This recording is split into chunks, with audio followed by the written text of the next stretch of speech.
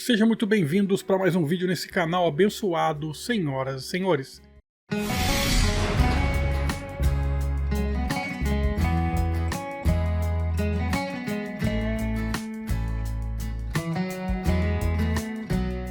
Que Deus abençoe sua vida, sua casa, sua família.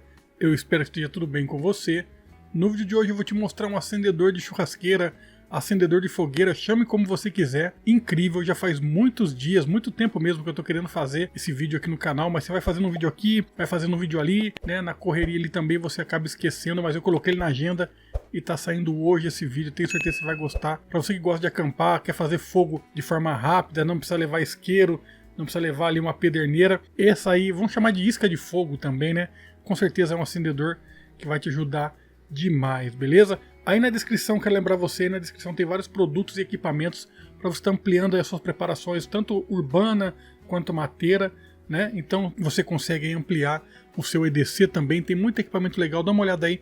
E tudo que você compra, mesmo que você não compre o que está no link, entrou no link da faca, comprou aí um tênis, comprou um boné, você ajuda o nosso canal, beleza? E eu vou trazer vários equipamentos para você, tá chegando equipamento para mostrar para vocês aí, fazer review aqui. Eu dependo dessa ajuda. Eu não vou colocar aqui QR Code, nem Pix para você depositar nada para mim, não. Eu quero que você compre aí você vai ficar satisfeito com o equipamento, vai ter um equipamento aí e vai ajudar o nosso canal também, tá ok? Então vamos lá para o passo a passo.